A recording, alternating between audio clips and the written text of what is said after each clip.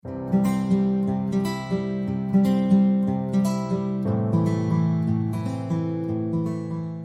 bueno, Hola, muy buenas tardes. Quiero saludar a todos quienes están convocados a esta reunión clínica.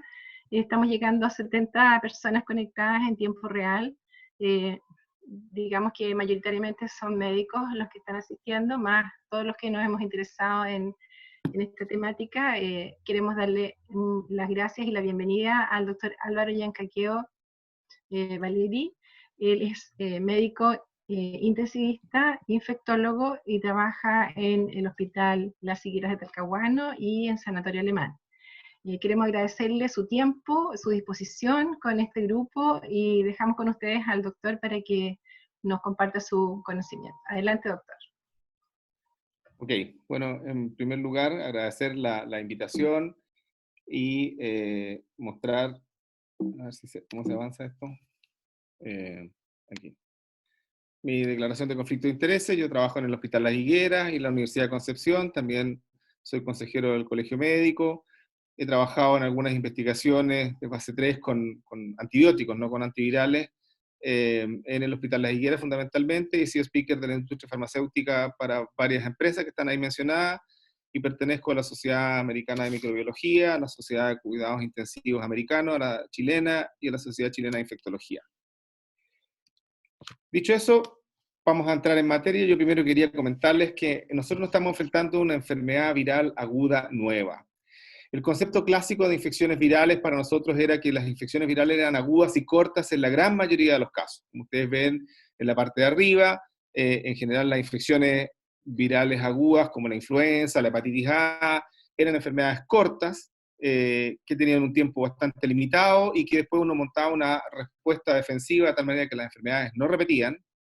Existía un grupo muy especial que básicamente eran los virus herpes, que producían infecciones agudas, pero que nunca se eliminaba el virus, y posteriormente, en etapas posteriores, en relación a algunos problemas que hayan habido con la inmunidad, podían reaparecer, y el ejemplo más clásico que nosotros veíamos era que la varicela zoster, que producía la varicela en los niños, en los adultos mayores aparecía como un herpes zóster, por el mismo virus, por una reactivación, por inmunosenescencia que hacía que este virus nuevamente apareciera. Y conocíamos algunas enfermedades crónicas, como la hepatitis B, el virus de la inmunodeficiencia, que son enfermedades que pueden tener una larga evolución y que incluso prácticamente nunca se acaban, como el caso del virus de la inmunodeficiencia. En el caso de la hepatitis B nosotros podemos llegar a tener curación, pero son enfermedades de muy largo edad.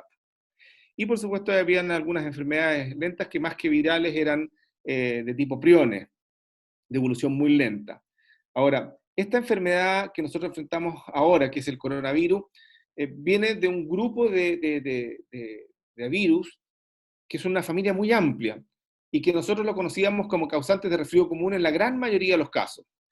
Y se habían descrito recientemente, en el año 2002, un síndrome respiratorio agudo severo, que nosotros llamábamos el SARS, ¿cierto? Y había otro que le llamábamos el MERS, que fue descrito en Medio Oriente.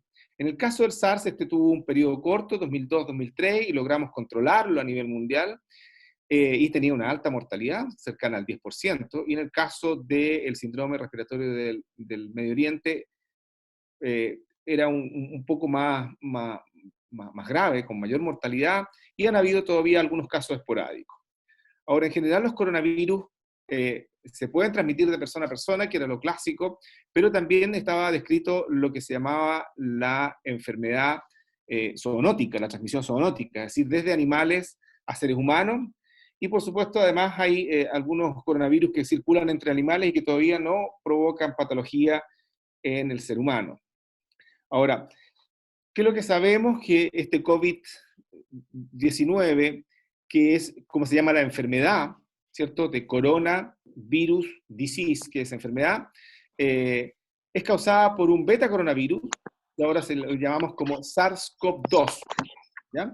Este SARS-CoV-2 tiene casi un 80% de identidad, de identidad con la secuencia del coronavirus que producía el SARS inicial del 2002, y además utilizan el mismo receptor ACE, como vamos a ver más adelante, para lograr la entrada celular. La microscopía electrónica nos mostraba que estas eran esferas pleomórficas que daban estos cachitos, por eso de ahí la denominación de corona, con estas espigas suficientes, digamos, distintivas. Y actualmente se cree que este SARS-CoV-2 se origina específicamente en algunos huéspedes que son de origen animal, como el murciélago, dado que hay un 88-96% de similitud con la secuencia de algunos coronavirus que son específicos de los murciélagos.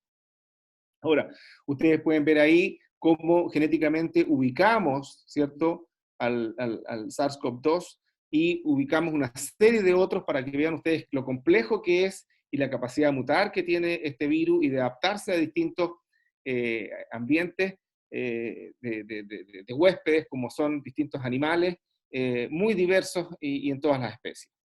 Ahora, una vez conocido el villano, ¿cierto? Nosotros nos enfrentamos ahora a una enfermedad que se llama COVID-19, COVID es la enfermedad, SARS-CoV-2 es el nombre del virus, ¿cierto? Y que la conocemos porque provoca una serie de síntomas sistémicos, como son la fiebre, la tos, la sensación de fatiga, cefalea, puede o no haber hemoptisis dependiendo del grado de afectación, algunas manifestaciones de tipo cardíaca, puede haber una falla respiratoria que nos lleva a hipoxemia, disnea, linfopenia, y en algunos casos puede haber incluso diarrea.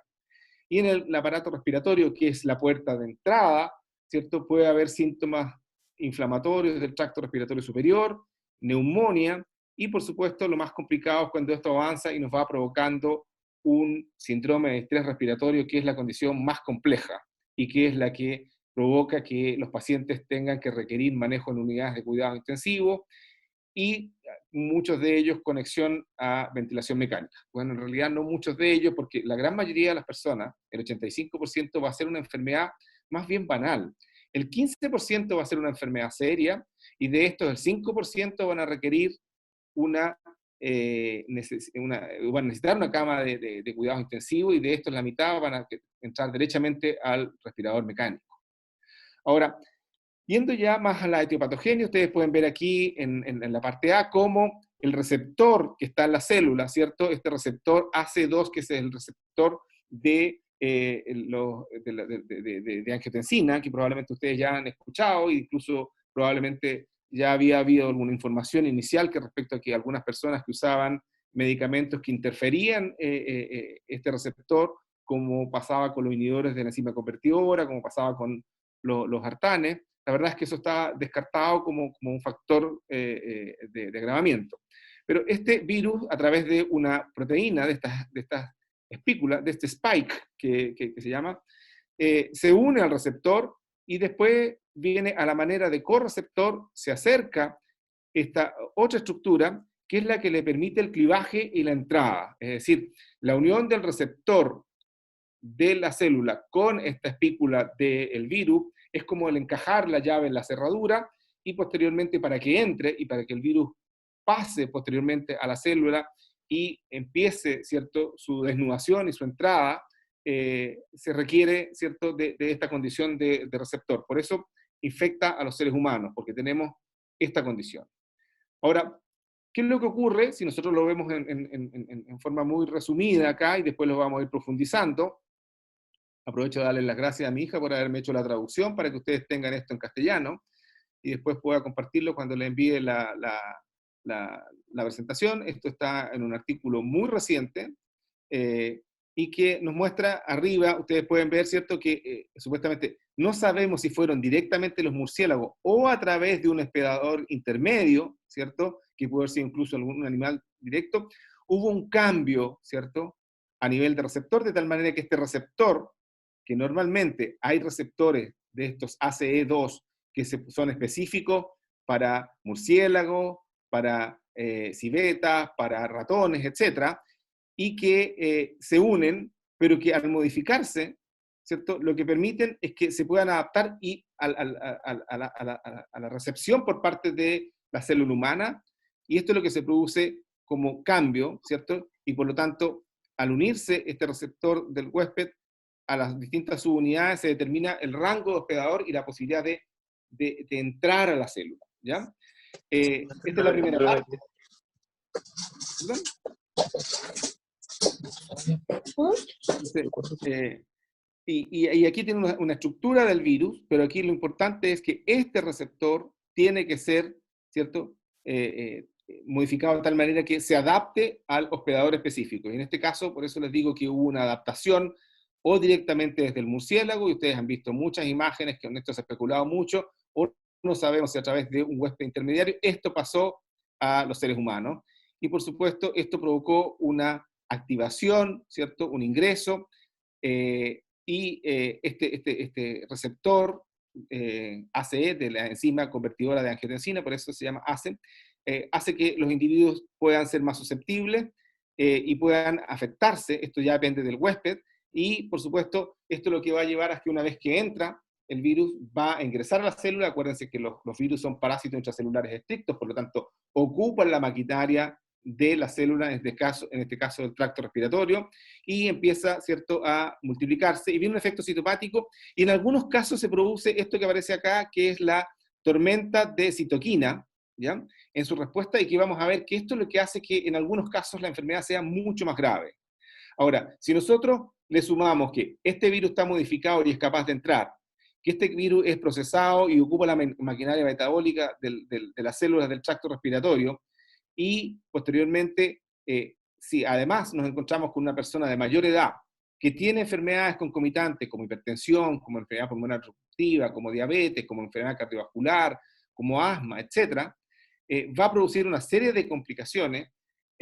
¿Por qué? Porque resulta que hay una alteración de la respuesta inmune. Acuérdense que los diabéticos, los hipertensos son inflamados crónicos, y por lo tanto aquí tenemos una agresión que se suma. Y además esto nos va a llevar a un síndrome de distrés que es más o menos un síndrome de distrés. Ya vamos a ver entrar algunos detalles, y se puede comportar incluso como un shock séptico, puede producir acidosis metabólica, trastornos de coagulación y falla multiorgánica. Esto es en el fondo un resumen de la fisiopatología, pero vamos a ir entrando en detalle de cada una de estas cosas. Si ustedes ven, lo primero que hace es que este SARS-CoV tiene que llegar al tracto respiratorio, es decir, esa es la puerta de entrada. Y aquí se tiene que unir a este receptor, y desde este receptor lo que hace es que entra a la célula, se multiplica, y ¿qué es lo que va a producir? Es lesión de células, porque al multiplicarse va robando trozos de membrana y en algún momento provoca el daño por haberle ocupado todo el espacio. Y también incluso hay descripciones de que tendría una capacidad apoptótica, es decir, de provocar una muerte programada de la célula que no necesariamente se deba a un daño, por así decir, estructural mecánico. Y también hay sospechas de que esto pueda pasar a ciertos terminales nerviosos y por eso producir anosmia. Ahora, ¿qué pasa una vez que entra, ¿cierto?, al tracto respiratorio y llega al pulmón? Ustedes ven que se produce una alteración a nivel del pulmón y se produce una reacción inflamatoria.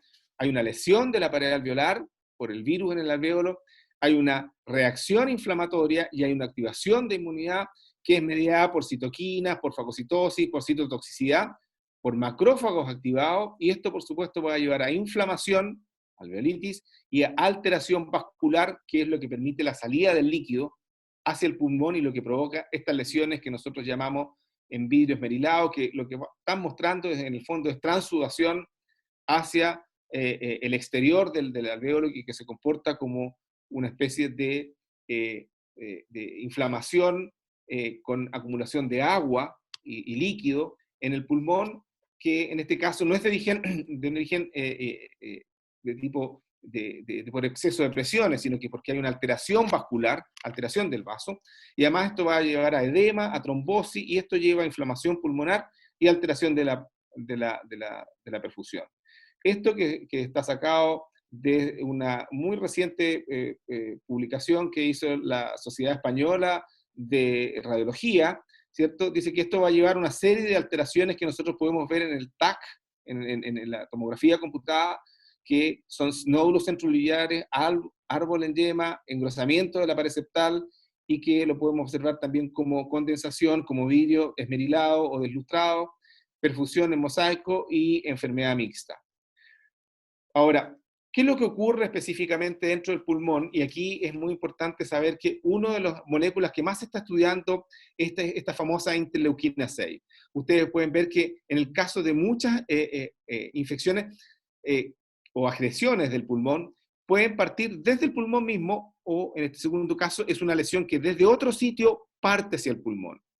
Y esto es tremendamente importante, ¿por qué? Porque al parecer el bloqueo de la interleuquina, cuando se produce la agresión inicialmente pulmonar, esto aumenta la mortalidad por disminución de la fagocitosis, provoca daño fibrótico y provoca, por supuesto, todo este fenómeno que nosotros estamos viendo en los pacientes con COVID. A diferencia, por ejemplo, cuando ocurre desde afuera, en que lo que está ocurriendo es que aquí el bloqueo de la interleuquina, curiosamente, reduce la mortalidad y reduce la inflamación pulmonar. Por lo tanto, aquí hay un área de estudio muy importante, de ahí que vamos a ver que hay algunos fármacos específicamente que actúan ahí.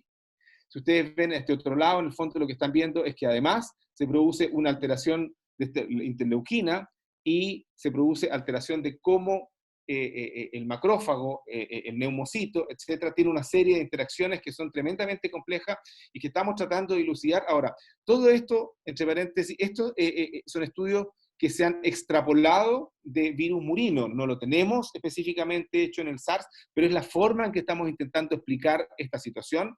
Y además de eso tenemos la posibilidad de que hay una alteración del funcionamiento del interferón, que es una de las cosas que bloquea muchas infecciones virales y que en estos casos, mediante interleuquina y mediante otras citoquinas, se está produciendo una alteración que hace que, en el fondo, el pulmón se defienda mucho más mal. ¿Qué es lo que va a llevarnos a esto? ¿Cierto? A una infección pulmonar severa y de fase hiperinflamatoria en algunos casos. Acuérdense que a la mayoría no le va a ocurrir eso. Esta reacción es por activación de inmunidad general, lo que va a llevar a fiebre, lo que va a llevar a alteraciones inmunitarias con elevación de esta citoquina y activación del complemento que lleva a lesión endotelial y alteración de la ventilación y perfusión que nos lleva al distrés respiratorio. Por supuesto, ¿qué es lo que va a pasar? Que en el torrente sanguíneo se van a afectar células endoteliales, lo que va a llevar a fenómenos de microtrombosis, alteraciones cardíacas, y de hecho la miocarditis es una manifestación, y la medición de troponinas en los pacientes es un factor pronóstico. Una de las cosas que ustedes probablemente han escuchado es que la elevación del dímero D, la elevación de las troponinas, la ferritina y otra serie de marcadores son marcadores de mal pronóstico en estos pacientes y que a nosotros nos hacen plantear, ¿cierto?, la posibilidad de intervenir tratando de disminuir la inflamación. Por supuesto, ese efecto enterocito puede haber diarrea, que está descrita, pero en muy pocos casos. Muchos pacientes cursan con falla renal, y en esto es importante tener en cuenta que una de las condiciones que uno maneja, como el distrés, uno trata de mantener lo que nosotros llamamos el pulmón sin sobrecarga de volumen, ¿ya? De hecho, la traducción de las normas americanas dice: usted tiene que ser conservador en el manejo de la reposición de volumen en los pacientes con distrés, no tiene que ser liberal en el sentido de aportarle mucho volumen. Acuérdense que el discurso nuestro de hace muchos años atrás era que si usted tiene un paciente con shock, la primera medida es volumen y la segunda es volumen, porque entrábamos con los pacientes muy mal voluminizados. Sin embargo, en esto no podemos pasarnos al otro lado porque esa agua en exceso se va a ir al pulmón. Pero eso no significa que tengamos que dejar al paciente desprotegido, con poco volumen, y eso significa que en el fondo vamos a estresar el riñón, y eso, al agregarse falla renal, le aumentamos la mortalidad casi un tercio, solo por la falla renal, independientemente de lo que ya está. Y por supuesto podemos tener fallo hepático, y podemos tener encefalopatía. Esto está escrito muy poco, muy recientemente. Nosotros ayer hicimos una revisión a raíz de un caso que era un paciente que estaba recuperándose bastante bien, un paciente bastante joven, y que de repente hizo un cuadro convulsivo y un compromiso de conciencia que la verdad no teníamos explicación, y empezamos a buscar información de esto. Ahora, ustedes pueden ver aquí, además que, y esto es para graficar cómo nosotros estamos entendiendo esta enfermedad. La verdad es que esta enfermedad, ustedes probablemente escucharon en la parte de microbiológica que la primera descripción se hizo el 31 de diciembre, o sea, hace 3 meses y 8 días. En pocos días después, el 9 de enero de este año, los chinos lograron secuenciar e identificar completamente el virus y hacer, por supuesto, la creación de sonda para que a través de el material genético y la amplificación de este, nosotros podamos hacer diagnóstico, y probablemente mañana tiene una charla que va a tocar específicamente ese tema. Pero lo que nosotros hemos viendo es que primero hay una fase que ustedes ven acá, que es lo que nosotros llamamos la respuesta en fase viral. ¿Esto qué significa? Que en el fondo el virus entra y va a producir daño y va a producir síntomas, y esto es lo que nos va a provocar, ¿cierto?, malestares generales, fiebre, tos, en algunos casos diarrea y cefalea, y que desde el punto de vista de los signos clínicos, nosotros, ¿qué es lo que vamos a ver? Vamos a ver linfopenia en el hemograma, vamos a ver aumento de la prueba de coagulación, de protrombina, aumento del dímero D y la LDH, que en general suele ser bastante descrito.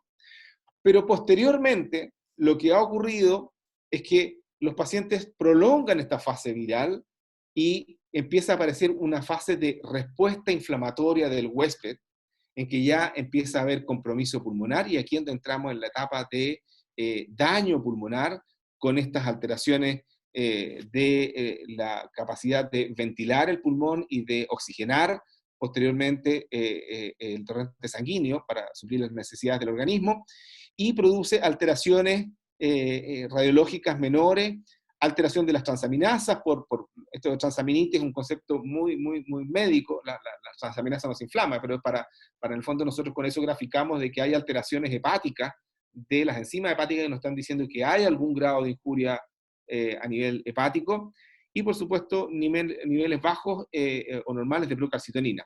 Y posteriormente esta respuesta inflamatoria se descontrola, aumenta, y ahí es donde viene la fase del distrés, del síndrome de respuesta inflamatoria, del shock, de la falla cardíaca, y aquí ya tenemos mucha elevación de marcadores inflamatorios, la proteína C reactiva, la LDH, el dímero D, la ferritina, la interleuquina 6, la troponina, etc. Y por supuesto, con esa información nosotros estamos viendo que, claro, inicialmente, ¿cuáles son las potenciales terapias? Por supuesto, podemos dar algunos fármacos los cuales se ha probado alguna actividad antiviral directa, como es el remdesivir, sobre el cual no tenemos datos duros todavía. Los estudios se van a abrir a finales de abril. En estos momentos lo que nosotros tenemos es la esperanza de que esto funcione, tenemos la sospecha de que está funcionando.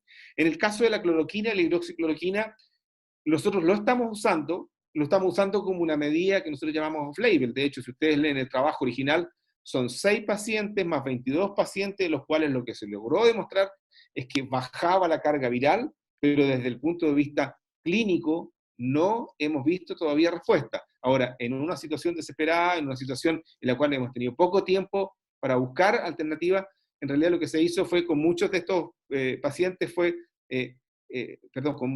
estos virus fue que se probaron cuál era la capacidad de inhibir de una serie de fármacos que por estructura podían actuar en alguna de las fases replicativas del virus, de actividad metabólica del virus, y de esto se encontró que hay algunos incluso que ustedes ya han escuchado que se desecharon, el caso del Caletra, que era lopinavir, ritonavir, que era un medicamento que nosotros usábamos para la infección por virus de la inmunodeficiencia.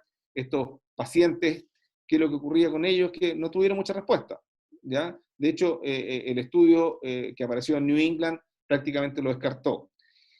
Y ustedes ven que aquí una de las cosas que tenemos que ver es que en la etapa ya más avanzada empezamos a pensar en corticoides, que está muy complicado el tema de los corticoides, porque en esta fase viral claramente no corresponde usarlo, y en esta fase posterior, la verdad es que el problema es que el traslape de información entre cuánto virus hay activado y cuánta inflamación no dependiente de virus ya directamente está activado es difícil.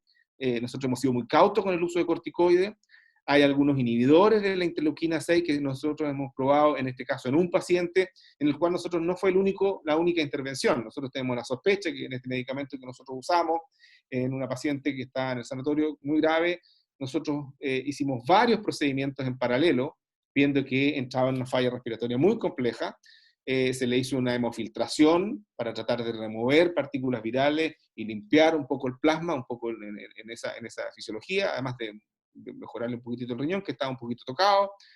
También le optimizamos el volumen y le dejamos un poco de corticoide en una dosis no muy alta, tampoco era muy baja, una dosis claramente farmacológica, pero no estos pulsos de 1 gramo, y logramos una respuesta. Ahora, ¿cuál de estos fue? La verdad es que no lo sabemos, nosotros estamos aprendiendo, tenemos muchas dudas todavía, y cada uno de estos pacientes lo estamos tratando de manejar con mucho detalle.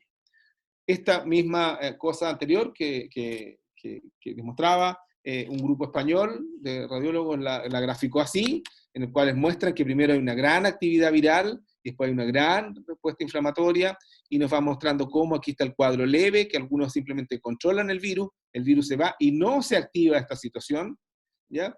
Y por lo tanto, esos pacientes mejoran, y probablemente montan una respuesta inmune que es capaz de impedir que el paciente nuevamente se enferme.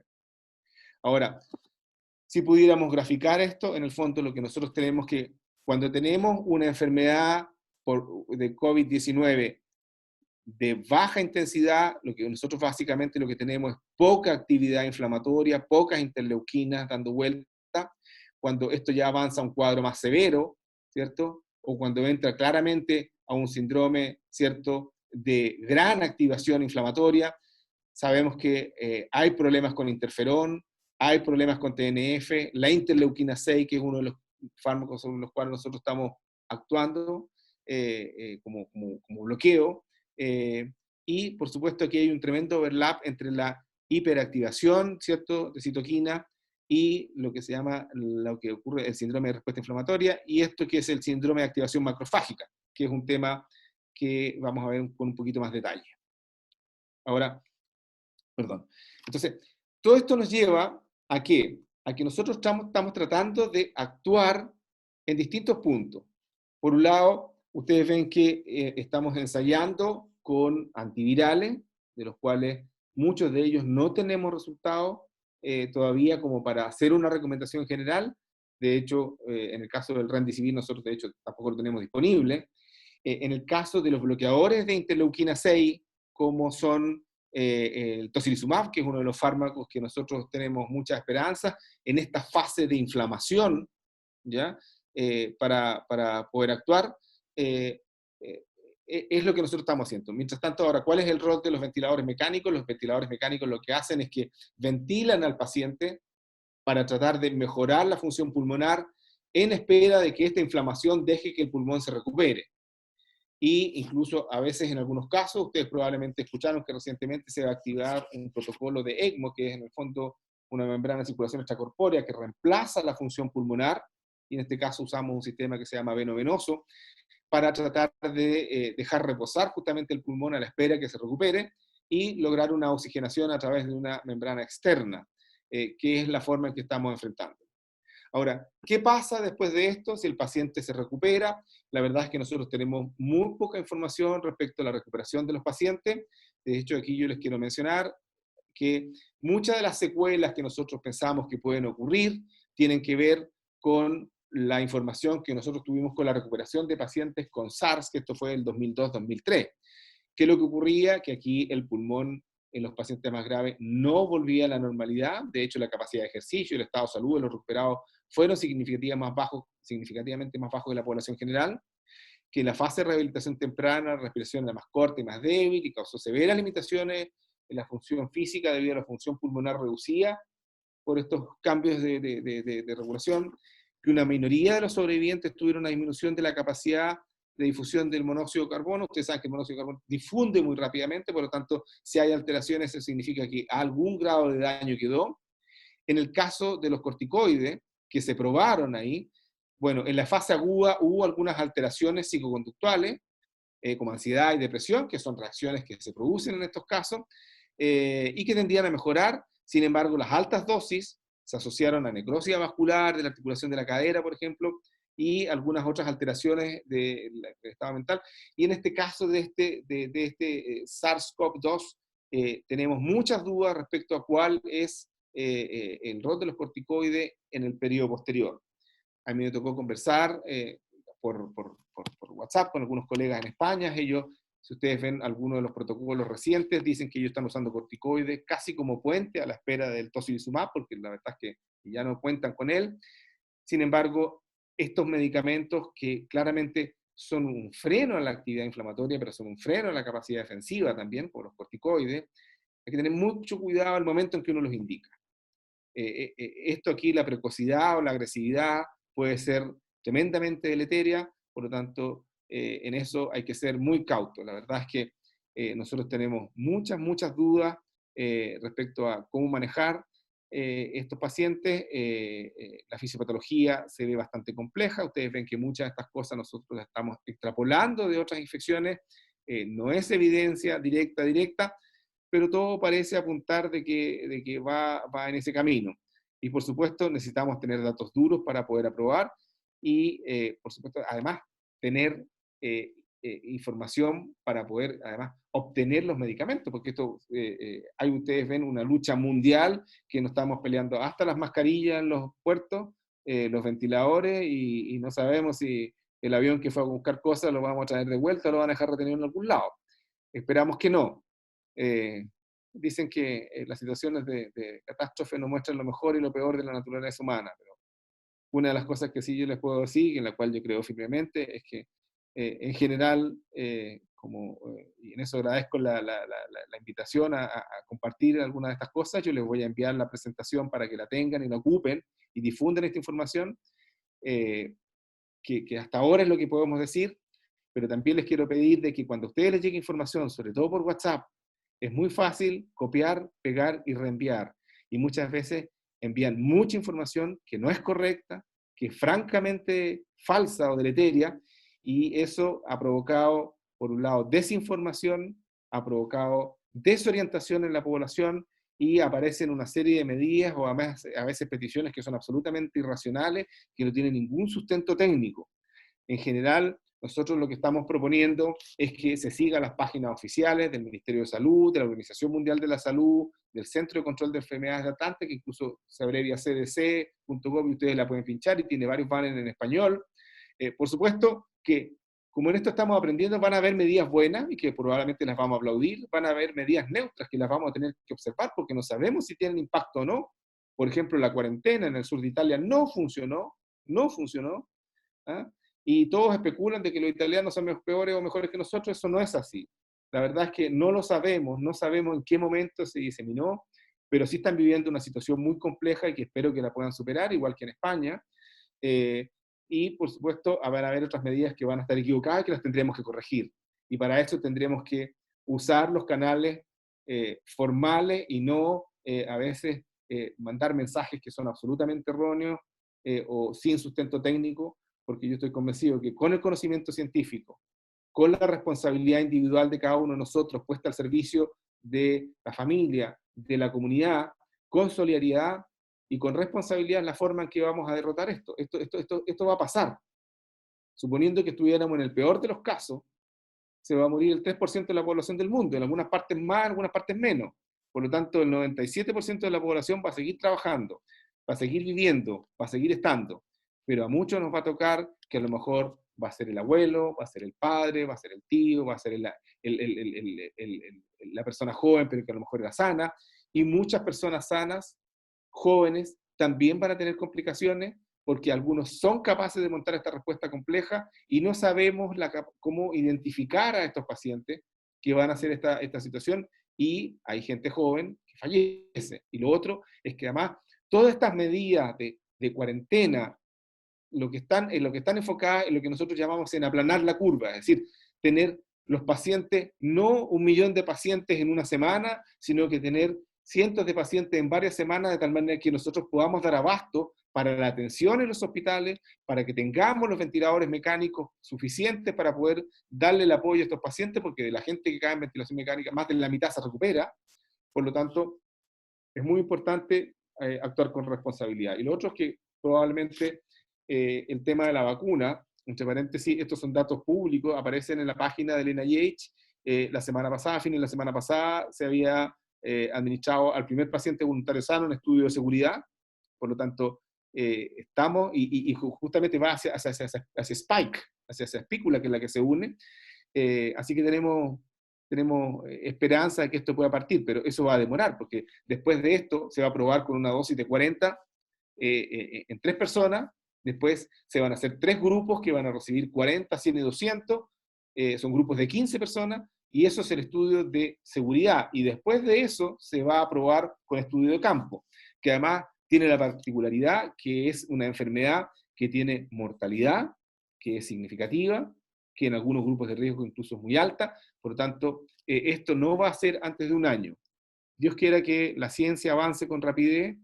Hay mucha gente que está trabajando, además hay mucha cooperación internacional a nivel científico, no así a nivel político, con las mascarillas y todas estas cosas, y los ventiladores que se lo sujetan, pero eso esperemos que sea la anécdota, y que la ciencia, la responsabilidad de cada uno de nosotros nos permita superar esta enfermedad. Yo les quiero dar las gracias por la atención y si hay alguna pregunta y si la podemos responder con el conocimiento que tenemos ahora, lo haremos, y si no, bueno, esperemos que nos deparan los resultados más adelante. Muchas gracias.